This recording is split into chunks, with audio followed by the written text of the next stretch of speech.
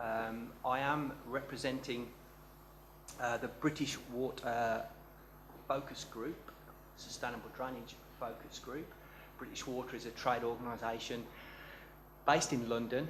I've been part of that focus group since about 2004, and it's made up of all kinds of people: consultants, manufacturers, operating authorities. We've had just about everybody from, and including local authorities as well, just about everybody from each area of the water-related sector. I'm representing that focus group today. I'm a civil engineer, I'm a flood risk management specialist, a sustainable drainage specialist. I'm a problem solver. I like solving problems. That's what gets me out of bed in the morning. And I do a lot of work with natural sustainable drainage. I've been lucky enough to go to America, see a lot of the case study sites there, and today's slightly different because I'm going to focus on proprietary solutions, which be a good sort of follow-up to Steve's presentation, which do play a key role, particularly when space is a problem. There is no one-size-fits-all solution to sustainable drainage. We have to look at the toolbox of techniques, and we have to look at all available solutions. And water quality is, for me, as a flood risk management specialist, it's just kind of hanging there, and it's like a light that's starting, the red light that's starting to flash faster and faster and faster. And that light started flashing for me really back in 2006. I was part of a technical group of people, was part funded by what was then the DTI. It was led by British Water, and it's a shame that Richard Ashley isn't here today. I know he was set to be, but he was the academic lead of this group. We went over to United States, up the eastern seaboard and then across the western seaboard, and we went with an open mind to evaluate sustainable drainage. The report that we produced for that was, and I believe still is, on DEFRA's website. A lot of the findings are still authentic and valid, but that particular day, Saturday, we were in Boston, and we were about to depart for a flight to Portland, Oregon. And we had a gentleman fly up from the University of Florida and make a presentation, which, again, I wish Richard was here because it kind of set the bar for surface water quality issues, and it set the bar very, very high. That gentleman was Dr. John Sansaloni, and I had a look at his presentation again over the weekend, and I still don't understand it. Let me just read you the title of the presentation, if I might. It was the synthesis of fundamental aspects of unit process concepts, chemistry, and hydrologic controls in the built environment. It was, in short, how to treat urban runoff. And I took a taxi ride with Richard and Alan Raffelt from the EA directly after that, and I think it's fair to say that we were all very, very impressed by the level of knowledge. We knew that there was a lot of work to be done in the UK, and I'd ask you to just Google John. You'll find a lot of his work that's available, and his presentation was mesmerising, but we also realised actually how little we knew. We came there as essentially probably flood risk management. I mean, Richard was closer to it than we were, but I think even he was slightly humbled by the level of expertise. Driven a lot from the American Clean Water Act of 1972, there are still lessons there for us to learn with regards to the Water Framework Directive, and enjoyed the presentations so far this morning. There are a lot of challenges, but there are challenges that we can learn from overseas case studies. And in terms of water quality, the Americans have been at this for an awful long time. You'll see there three in surface water quality at source, and on the far side at Santa Monica in Los Angeles, protecting the beaches, the Santa Monica beaches. Single point end of pipe solutions, proprietary control where space is a problem, and as you can see from that thing being emptied, there's an awful lot of trash and contamination in there. And yet, I am seeing more and more of this around. During my time in local authority, back in the 80s and through in the 90s, it's perhaps fair to say there was more money around, and there was certainly money around to empty gully pots. I worked in the maintenance department. I'm seeing a lot of this around. Actually, a colleague of mine joked yesterday, he said, well, at least the contamination and the silts aren't getting into the system now, but that's sort of missing the point. And, you know, I think collectively from the top down, there needs to be money apportioned and set aside and ring-fenced for crucial maintenance. And even gullies are they're vital components. If we're going to ask them to operate correctly, then we have to maintain them correctly. Hydrocarbon capture from impermeable areas, we're fairly used to in the UK, the British and European standard for that. And we're used to proprietary separators and installing them on sites. So that's fairly familiar as a proprietary product. I have to give a shout here to Martin Fairley from ACO Technologies, who is another member of the focus group, and we discussed this presentation and a key theme. And he flagged up this issue of pollutant mobility.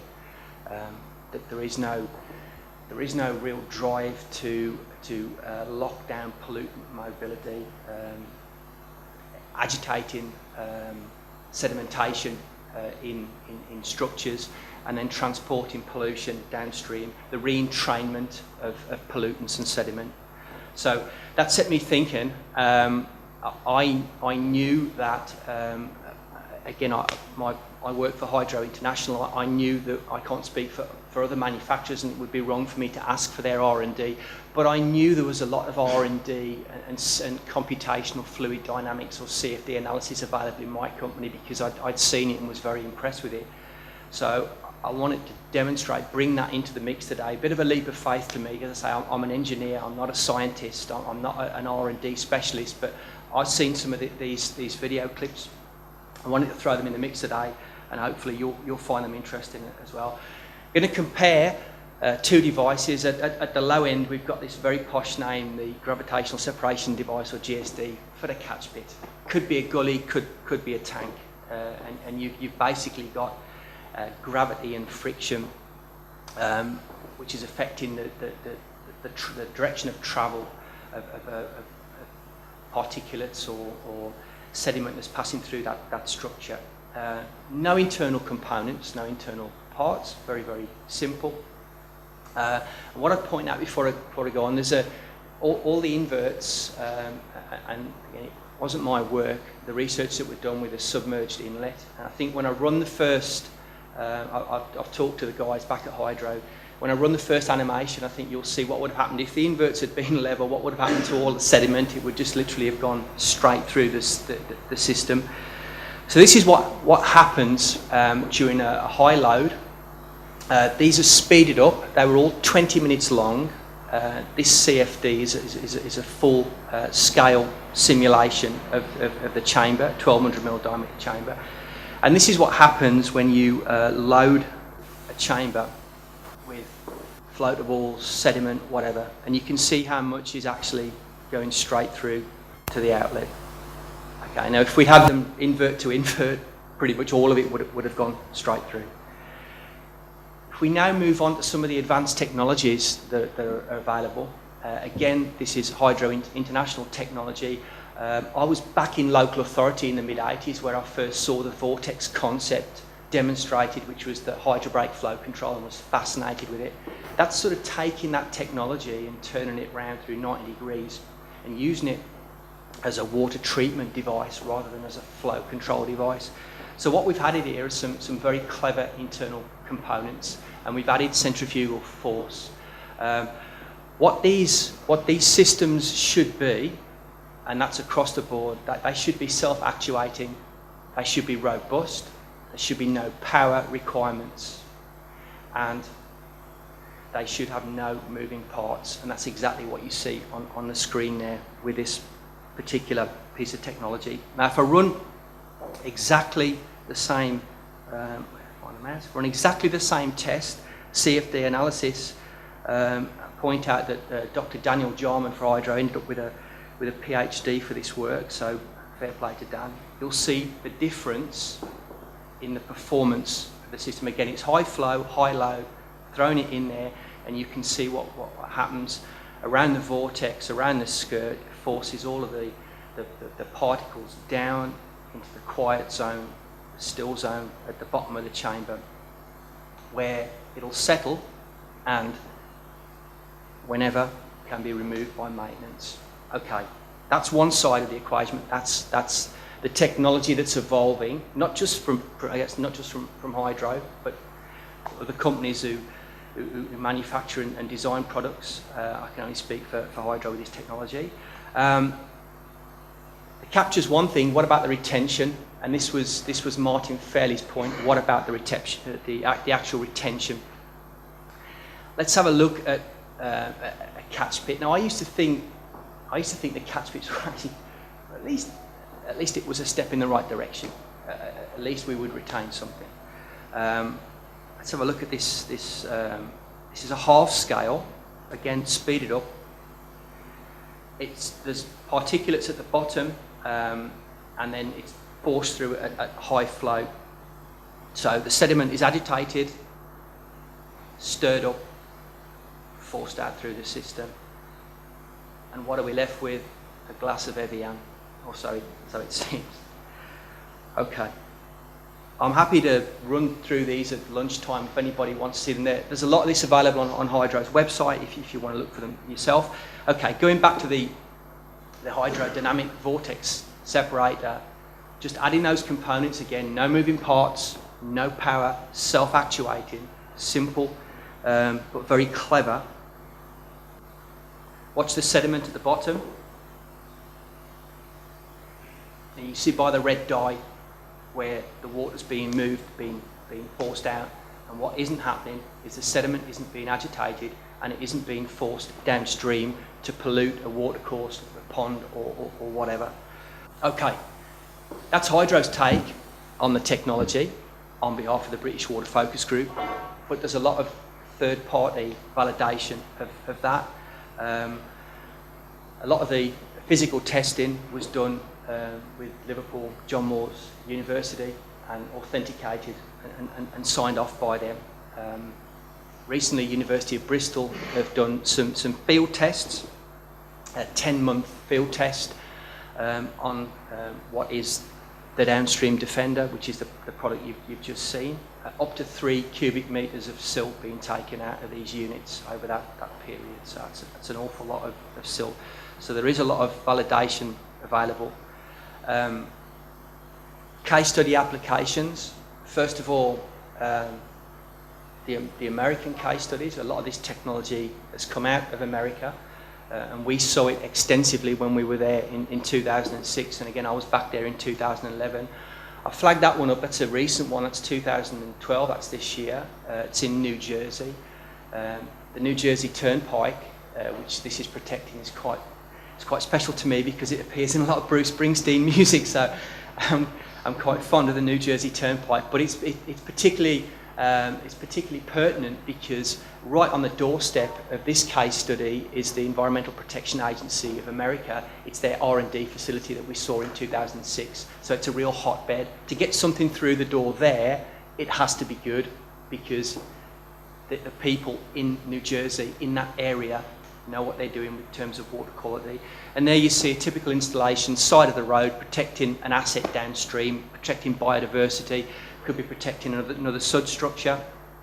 As it is on that image there, that chamber you see is a downstream defender protecting a balancing facility.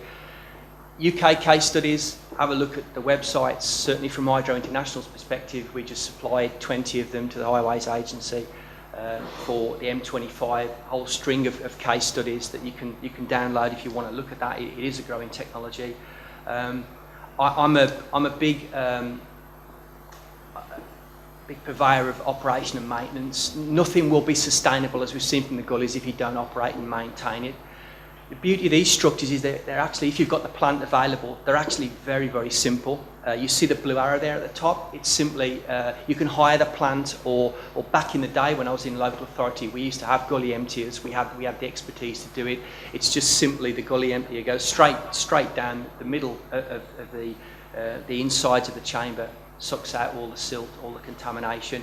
You'll see the little brown patch up there in the corner. That's a quiet area where floatables and hydrocarbons and oil will collect. Again, that can easily be removed from the surface. Just moving the theme on a little bit, this is another form of proprietary technology that sort of crosses over into natural sustainable drainage, harnessing bioremediation, the natural cleansing properties we've got with plants. This is basically, I guess in effect, a concrete box that you can install as a landscape feature. Sorry, Sue. I'd like to put the natural structures up there as well. It's got an engineered medium to clean the water, and it just gives a little bit of diversity. Particularly, look, I've pushed out the American surface water planters for years.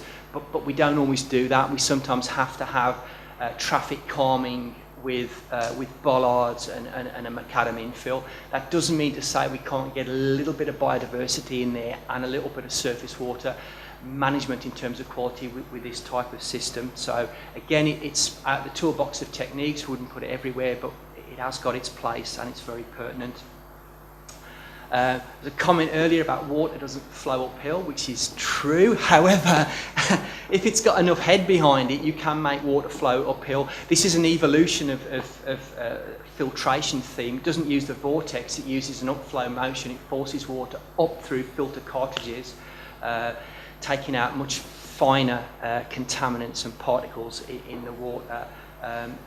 It starts to restrict your flow rate, so perhaps install something like this downstream of a flow control, but it provides an extra level of protection. Again, this is an emerging technology, and again, a lot of these technologies come out of America, trying to meet the requirements of the Clean Water Act.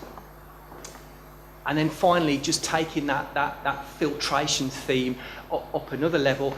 This is something, a technology that I've been fascinated in for a long time.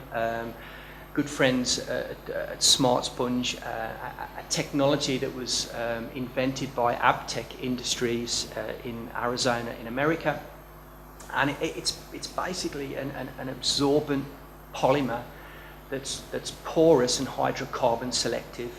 You see in the middle there, it was actually the test that we did from in 2006 up in Norwalk. You've got a heavily contaminated water oil mix there being poured through a test tube. You see at the bottom of the test tube clean water is just pouring out because the hydrocarbons are being captured by the porous nature of the polymer. Water's actually passing through it. It's hydrocarbon selective. It's locking in those hydrocarbons. And literally seconds after that test was done, you can take the polymer out, rub it in your finger. There's no residue. It doesn't leach. A couple of examples there of how it's being used.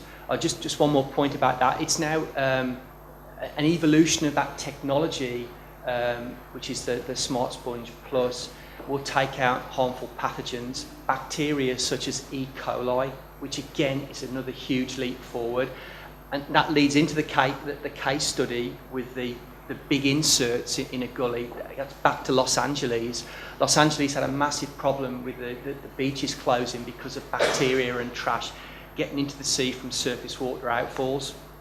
Those trash baskets there are retrofitted, but they're also filled with Smart Sponge to take out a lot of bacteria and hydrocarbon and basically contaminants from road runoff. The shadow underneath that in the little photograph, that is actually now a case study. It was Swindon Council. That's a successful case study that's been done, a test site in the UK. I know that Smart Sponge have the details of that if you want to approach them. So that sort of technology is finding its way across into the UK, and I'm really, really excited about the potential. Thank you for listening. I think I've kept on time. If there's any questions, be more than happy, and if anybody wants to see those those clips run again, I'm happy to do that over lunch. Thank you.